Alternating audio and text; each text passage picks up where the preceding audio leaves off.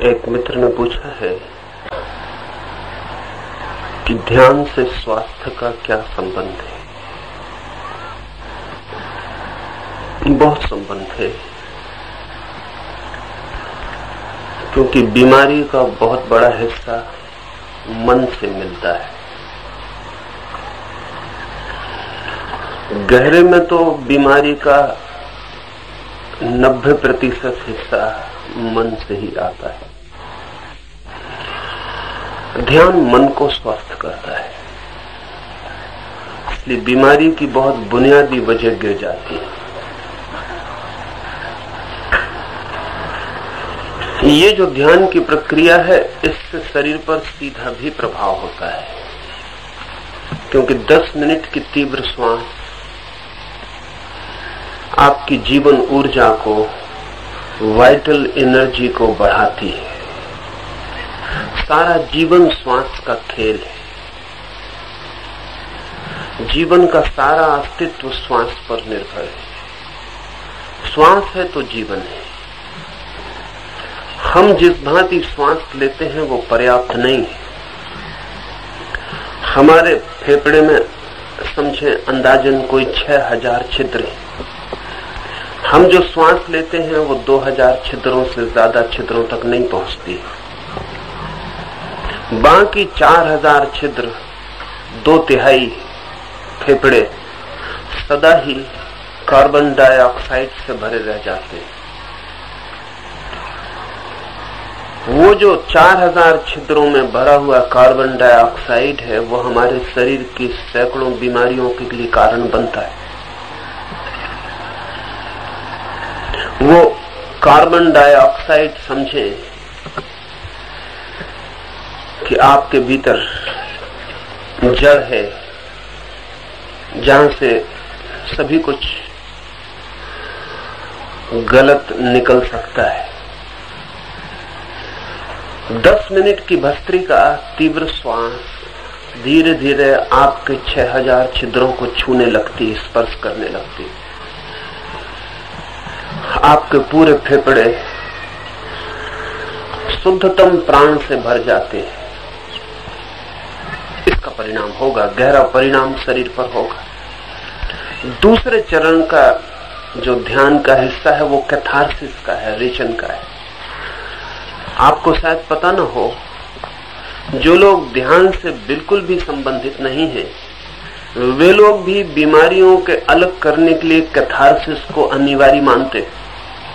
आज अमेरिका में कोई 10 बड़ी प्रयोगशालाएं हैं जो सिर्फ कैथारसिस से सैकड़ों तरह की बीमारियां ठीक करने में सफल हुई।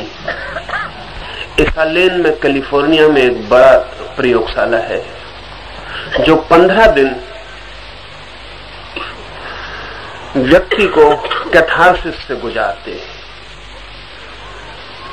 उसे लड़ना है, चीखना है, चिल्लाना है, तो उस सब का उपाय जुटाते हैं। उपाय ऐसा कि जो किसी के लिए वायलेंट ना हो जाए। अगर उसे मारना है तो उसके लिए तकिए दे देते हैं कि वो तकियों पर मारे, चोट करे। चिल्लाना है तो एकांत में चिल्लाए, कूदे, फांदे। 15 दिन में बड़ी से बड़ी बीमारियों पर परिणाम होता है। बड़ी से बड़ी बीमारियां गिर जाती हैं। तो दूसरा चरण कैथारसिस का स्वास्थ्य के लिए बहुत अद्भुत परिणाम लाता है। चौथे चरण में जब मैं कौन हूं के बाद हम बिल्कुल शांत हो जाते हैं, तो धीरे धीरे अनाहत भीतर पैदा होने लगता है। इस संबंध में 2 बातें समझ लेनी जरूरी है। ओम शब्द को हमने बहुत सुना है, समझा है, जगह जगह लिखा है, लेकिन हमें उसके बाबत कुछ बहुत पता नहीं है। वे लोग जो दिन भर ओम का रटन करते हैं, उन्हें भी पता नहीं है। ओम जब सब बंद हो जाता है, चित्त की सब क्रियाएं शांत हो जाती हैं, तब सुनी गई साउंड, की गई नहीं, सुनी गई। आपके द्वारा की गई नहीं, आपके द्वारा सुनी गई। साउंड लेस साउंड है, ध्वनि रहित ध्वनि।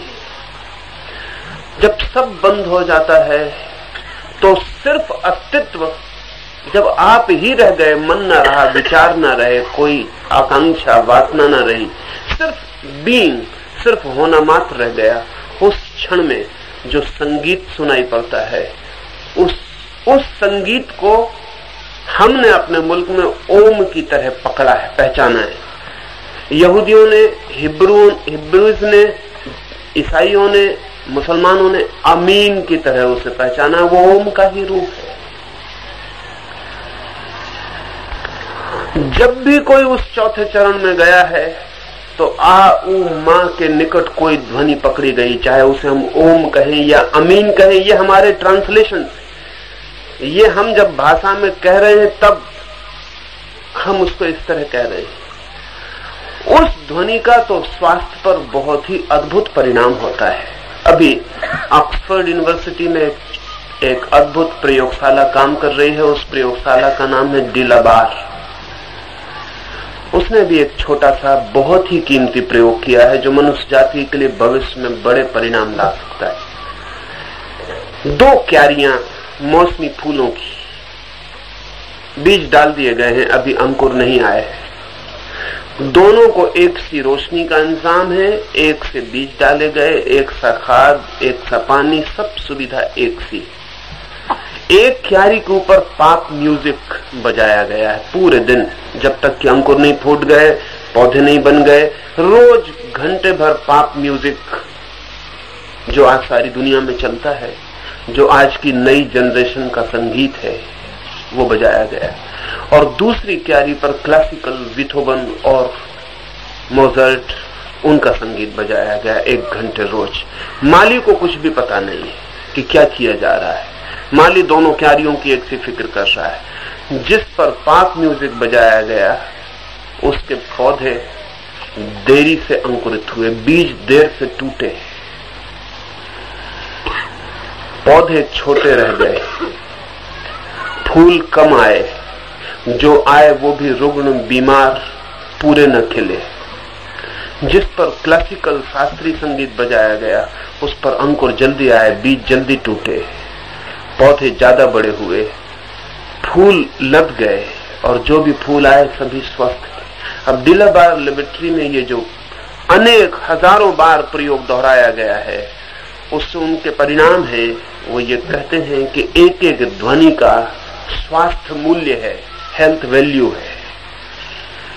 आप किस तरह की ध्वनियां सुन रहे हैं, यह आपके स्वास्थ्य के लिए निर्णायक होगा। और बहुत देर नहीं लगेगी कि साउंड थेरेपी पैदा हो जाएगी, देर नहीं लगेगी कि ध्वनियों से हम मरीजों को ठीक करने की कोशिश करने लगेंगे। लेकिन जो महाध्वनि है वो ध्यान में सुनी जाती है, वो महाध्वनि ओम है। वो चौथे चरण में धीरे धीरे प्रकट होनी शुरू होती है। आपको नहीं प्रकट करना है, आपके भीतर से प्रकट होनी शुरू होती है। और जब प्रकट होती है तब आप भी चिल्लाने लगते। अब ये फर्क समझ लेना जरूरी है। आप ओम ओम कहते रहें, इससे कुछ ना होगा। ओम आपके भीतर से फूटे, एक्सप्लोड हो, तब परिणाम होंगे। और अगर आप कहते रहे तो बहुत संभावना यह है कि आप इस फाल्स ओम से जो आप कह रहे हैं, इसी से तृप्त हो जाएं और एक्सप्लोजन कभी ना हो पाए, विस्फोट कभी ना हो। जिस दिन ओम का विस्फोट होता है, उस दिन आपका प्राण प्राण, रोआ रोआ चिल्लाने लगता है, सब तरफ से वही फूटने लगता है। ये जो परम ध्वनि है, जब सब नहीं था, जब चांद तारे भी धुआं थे और जब सारा आकाश शून्य था, तब भी गूंज रही थी। और जब महाप्रलय में सब शांत हो जाता है, तब भी जो गूंजती रहेगी। वही जब हम भी बिल्कुल पूर्ण शांत और महाप्रलय में प्रविष्ट हो जाते हैं, ध्यान महाप्रलय, उसमें मैं खो जाता है, हमारे भीतर का सब शून्य हो जाता है, तब वो ध्वनि हमें सुनाई पड़नी शुरू होती। उस महाध्वनि के साथ ही परम स्वास्थ्य उपलब्ध होता है। लेकिन हमें इस सब का कोई बोध नहीं है, हम कुछ भी सुने चले जाते हैं। अगर आज दुनिया की नई पीढ़ी जिस तरह का संगीत सुन रही है, उसी तरह की सुनी गई, तो मनुष्य जाति का भविष्य 30-40 साल से ज्यादा नहीं हो सकता।